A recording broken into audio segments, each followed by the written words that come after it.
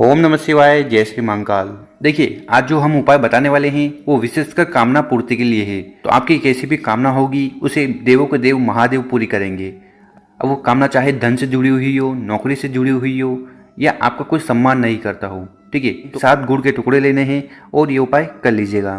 तो पूज्य गुरु जी की कथा को सुनकर ही ये उपाय बहुत अच्छे से समझाएंगे। उसके पहले इस वीडियो को लाइक कर दें और चैनल पर नए हो तो सब्सक्राइब जरूर करिएगा। तो जानते हैं पहला उपाय। देखिए, ये जो उपाय है ये आपको करना है क्लेश के लिए, ठीक। अगर आपके घर में छोटी छोटी बातों पर लड़ाई झगड़ा होता रहता है, समस्या है, तो या आपकी कोई कामना है तो उसकी पूर्ति के लिए आपको ये पहला वाला उपाय कर लेना है। तो इस उपाय में जो सबसे पहले हमें सामग्री चाहिए वो है लौंग। तो इस प्रकार से आपको 7 लौंग ले लेना है, ठीक है। और जो लौंग लो वो कहीं से भी खंडित नहीं होनी चाहिए, ठीक। इसके बाद जो अगली सामग्री है वो है काली मिर्ची। तो आपको काली मिर्ची लेनी है। कितनी लेनी है? एक चुटकी काली मिर्ची ले लीजिएगा। इसी के साथ जो अगली सामग्री है वो है काला तिल। तो ये भी आपको एक चुटकी काला तिल ले लेना है। 3 सामग्री हो गई। इसके बाद आपको लेना है इस प्रकार से एक जल का पात्र, ठीक। तो तांबे का लोटा ले लेना और इस तांबे के लोटे में आपको अपने घर से जल भर लेना। विशेषकर इस जल को आपको किचन से भर लेना है। अब इन सामग्री को लेकर आपको पहुंच जाना है शिव मंदिर। कहाँ जाना है? शिव मंदिर। कब जाना है? तो आप सुबह भी जा सकते हो और शाम को भी जा सकते हो। तो आप अपने समय अनुसार चल जाइएगा। इसके बाद हमारे पास जो सामग्री है, ठीक है, इन तीनों सामग्री को आपको उठाना है और इनको आपको समर्पित करना है। कहाँ समर्पित करना है? तो इनको आपको शिवलिंग के ऊपर समर्पित नहीं करना है। तो कहाँ पर समर्पित करना है? देखिए, हमारे पास है काले तिल, लौंग और काली मिर्ची। तो इन तीनों सामग्री को आपको शिव भगवान की चौखट जो होती है, मंदिर की जो चौखट होती है, वहाँ पर एक साइड में समर्पित कर देना, ठीक। बस इतना सा उपाय है। और इसके बाद जो जल का लोटा लाए हो उसको आपको शिवलिंग के ऊपर समर्पित कर देना है, श्री शिवाय नमस्तुभ्यम का स्मरण करते हुए, ठीक। तो इस प्रकार से आपको ये उपाय करना है। जो भी सामग्री आप लाओ वो उनको आपको चौखट पर समर्पित करना है, ठीक। और उसके बाद एक जल का लोटा समर्पित कर देना। और यहाँ पर आपको हाथ जोड़कर विनती कर लेना कि हे महादेव, हमारे घर में जो क्लेश चल रहा है, जो छोटी छोटी बातों पर लड़ाई झगड़ा होता रहता है, या जो भी समस्या चल रही है जीवन में, उसे खत्म करें। तो इस प्रकार से आपको ये उपाय कर लेना है। अब जान लेते हैं दूसरा वाला उपाय। देखिए, ये जो दूसरा वाला उपाय है ये है कामना पूर्ति के लिए। अगर आपके मन में ऐसी कोई कामना है, इच्छा है जो बहुत दिनों से पूर्ण नहीं हो रही है और आप चाहते हो कि भगवान शंकर उस कामना को, उस इच्छा को पूर्ण करे, और भगवान भोलेनाथ को प्रसन्न करने के लिए विशेषकर इस उपाय को आपको कर लेना है। देखिए, इस उपाय में जो सबसे पहले हमें सामग्री चाहिए वो है दीपक। तो इस प्रकार से आपको एक दीपक ले लेना है, ठीक। दीपक के अंदर आपको डालना है घी, ठीक। तो गाय का अगर घी मिल जाए तो वो डाल लीजिएगा। और इसकी जो बत्ती होगी, ठीक, इसकी जो बत्ती लोगी वो लोगे गोल, ठीक। तो जितने भी देवता होते हैं उनके लिए गोल बत्ती लगती है, तो आपको गोल बत्ती ले लेनी है। तो इस प्रकार से आपको दीपक तैयार कर लेना है। और अगर आप चाहो तो आप एक आटे का दीपक भी बना सकते हो, पर जब आटे का दीपक बनाओ तो उसमें न तो आपको नमक डालना है और न ही हल्दी डालना है। इसके बाद जो अगली सामग्री है वो है काला तिल। तो इस प्रकार से आपको एक चुटकी काला तिल ले लेना है, ठीक। इसके बाद जो अगली सामग्री है वो है तांबे का लोटा। तो आपको तांबे का लोटा ले लेना है और इस तांबे के लोटे में विशेषकर आपको अपने घर से जल भर लेना है, ठीक। फिर इन सामग्री को लेकर आपको पहुंच जाना है शिव मंदिर। कब जाना है? सुबह जाना चाहो तो सुबह चल जाइएगा और शाम को जाना चाहो तो शाम को चल जाइएगा, ठीक है। विशेषकर इस उपाय को आपको शाम को करना चाहिए। और किसी कारणवश आप व्यस्त हो, आपको समय नहीं मिल पाता है, तो सुबह जाकर इस उपाय को कर लीजिएगा। तो करना क्या है कि सबसे पहले शिव मंदिर जाना है। शिव मंदिर में जाकर उत्तर दिशा की तरफ मुंह कर खड़े हो जाना है और ये उपाय करना है। इसके बाद क्या करिएगा, तो आप अपने साथ जो एक घी का दीपक लाए हो, ठीक है, इसको आपको भोलेनाथ के सामने प्रज्वलित कर देना है, ठीक। और अगर आप चाहो तो जो भोलेनाथ की चौखट होती है, तो चौखट के सीधे वाले भाग पर भी आप इस दीपक को रखकर प्रज्वलित कर सकते हैं। तो करना क्या है कि सबसे पहले आपको दीपक रख देना है। दीपक रख दिया, इसके बाद जो आप अपने साथ काले तिल लाए हो उन काले तिल को उस दीपक में डाल देना, ठीक। डाल दिया। इसके बाद इस दीपक को यहाँ पर आपको जला देना। जलाते समय आपको टुमरुका जी का नाम लेना है। किसका नाम लेना है? टुमरुका जी का। तो टुमरुका जी का स्मरण करते हुए अगर आप इस दीपक में काला तेल डालते हो और उसको जला देते हो, उसके बाद आपकी जैसी भी कामना होती है, जैसी भी इच्छा होती है जो कई दिनों से पूर्ण नहीं हो रही है, और इसके साथ आप जिस भी कार्य के लिए जाते हो वो कार्य अटक जाता है, कुछ न कुछ बाधा, कुछ न कुछ समस्या आ जाती है, तो वो समस्या खत्म हो उसके लिए आपको इस उपाय को जरूर करना चाहिए। अब इस उपाय को आप किसी भी दिन कर सकते हो। विशेषकर अगर आप इस उपाय को सोमवार वाले दिन करते हो तो आपको ज़्यादा लाभ देखने को मिलेगा। इसके साथ विशेष तिथियां आती है, ठीक है, तो तब भी आप इस उपाय को कर लीजिएगा। और इसके बाद जो जल का लोटा आप अपने साथ लाए हो उसको आपको उठाना है और शिवलिंग के ऊपर समर्पित कर देना है, श्री शिवाय नमस्तुभ्यम का स्मरण करते हुए, ठीक।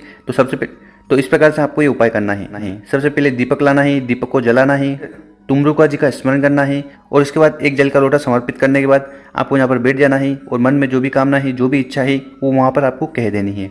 आपकी जो भी कामना, विश, इच्छा है वो पूर्ण होगी। अब जान लेते हैं गुरु जी द्वारा बताया गया तीसरा उपाय। देखिए ये जो तीसरा उपाय है ये भी बहुत ही शानदार है और बहुत ही अच्छा है।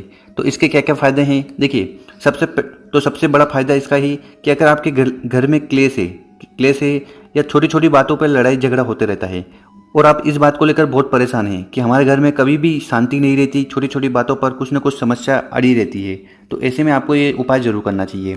तो इस उपाय में जो सबसे पहले सामग्री चाहिए वो है बेलपत्र। तो आपको एक प्यारी सी बेलपत्र ले लेना है और ये जो बेलपत्र है ये कहीं से खंडित नहीं होनी चाहिए। और अगर आपको बेलपत्र नहीं मिले तो शिव मंदिर जाकर शिवलिंग से बेलपत्र उठाकर शुद्ध जल से धोकर उसका उपयोग कर लीजिएगा, ठीक। और इसके बाद जो अगली सामग्री है वो है शहद। तो आपको शहद लेना है। कितना शहद लेना है? चम्मच, ठीक है। आधे चम्मच शहद ले लिया। अब क्या करिएगा, इस शहद को आपको अपनी अनामिका उंगली में ले लेना है, ठीक। और अनामिका उंगली में लेकर इसको आपको लगाना है। कहाँ लगाना है? देखिए ये जो पत्ती होती है बीच की, ठीक है, इन दोनों छोटी पत्ती के बीच में जो जगह होती है यहाँ पर आपको उस शहद को लगा देना है। शहद को लगा दिया। अब इसको आपको लेकर जाना है बेलपत्र के पेड़ के नीचे। और बेलपत्र के पेड़ के नीचे जाकर क्या करिएगा कि जो अपने साथ बेलपत्र लाए हो उसको आपको उठाना है और वहाँ पर समर्पित कर देना है। और समर्पित करते समय आपको श्री शिवाय नमस्तुभ्यम का स्मरण करना है और उसके बाद 2 मिनट वहाँ पर खड़े हो जाना है और आपकी जो भी घर में क्लेश चल रहा है, लड़ाई चल रही है, उसका स्मरण करना है।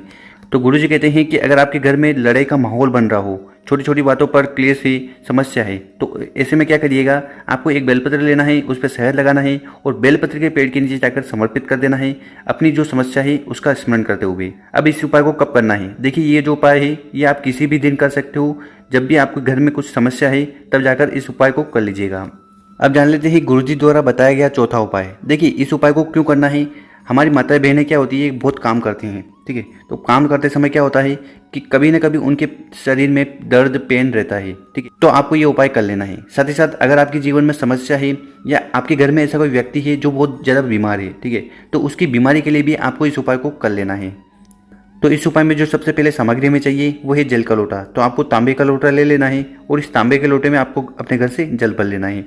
इसके बाद जो अगली सामग्री है वो है गुड़। तो आपको यहाँ पर 7 गुड़ के टुकड़े लेने हैं। कितने? 7 गुड़ के टुकड़े ले लीजिएगा और ये उपाय करना है। इसके बाद जो अगली सामग्री है वो है बेलपत्र। तो आपको इस प्रकार से एक बेलपत्र ले लेनी है और जो बेलपत्र आप लो वो कहीं से भी खंडित नहीं होनी चाहिए, ठीक। फिर इन दोनों सामग्री को लेकर आपको पहुंच जाना है शिव मंदिर, ठीक। सुबह जाना चाहो तो सुबह चले जाइएगा, शाम को जाना चाहो तो शाम को चले जाना, ठीक। शिव मंदिर में जाकर क्या करिएगा, सबसे पहले उत्तर दिशा की तरफ मुंह कर खड़े हो जाना है और इसके बाद जो आप अपने साथ गुड़ के टुकड़े लाए हो, 7 गुड़ के टुकड़े, ठीक, इनको क्या करना है और इनको उठाकर आपको समर्पित करना है माता अशोक सुंदरी वाली जगह पर। कहाँ पर? माता अशोक सुंदरी वाली जगह पर। और समर्पित करते समय आपको एक नाम लेना है। क्या नाम है?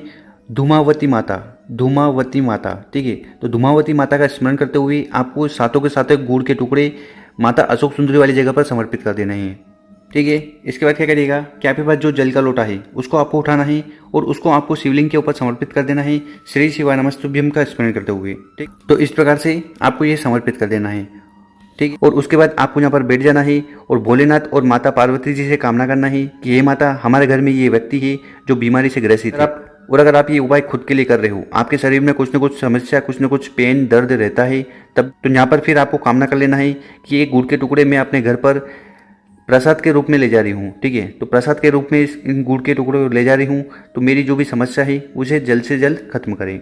इसके बाद इन गुड़ के टुकड़े को लेकर आपको पहुँच जाना है घर, ठीक। और इनको आपको 7 दिन तक खाना है। कितने दिन तक? 7 दिन तक, ठीक। और खाना कैसे है वो देख लीजिए। देखिए जिस दिन आप उपाय करो उसके अगले दिन आपको क्या करना है, सुबह उठकर बिना ब्रश करे, बिना मुंह धोए क्या करिएगा कि आपके घर की जो चौखट होती है, जो दरवाजे की चौखट होती है, वहाँ पर आपको बैठ जाना है। बैठने के बाद आपको एक गुड़ का टुकड़ा उठाना है और उसको खा लेना है। और खाते समय आपको धूमावती माता का स्मरण करना है। कौन सी माता? धूमावती माता का स्मरण करना है और उस गुड़ के टुकड़ों को और उस गुड़ के टुकड़े को प्रसाद के रूप में खा लेना है, ठीक। अगर ये उपाय किसी और के लिए कर रहे हो तो उनको भी आपको ये प्रोसेस बता देनी है, ठीक। इस उपाय को आपको लगातार 7 दिन तक करना है। 7 गुड़ के टुकड़े हैं, 7 दिन तक करिएगा। आपकी जो भी बीमारी है, ठीक है, आपकी जो बीमारी है वो खत्म होगी। आपके शरीर में जो दर्द रहता है, पेन रहता है, ठीक है, वो खत्म होगा। या आपके जीवन में जो भी छोटी छोटी समस्या आती है शरीर को लेकर, वो भी खत्म होगी। तो अगर आप माता धूमावती का स्मरण करते हुए 7 गुड़ के टुकड़े 7 दिन तक खा लेते हो तो आपके शरीर में कौन सा भी दर्द होगा, कौन सी भी पेन होगा, वो खत्म जरूर होगा। तो कर देखिएगा, बहुत ही आसान सा उपाय है।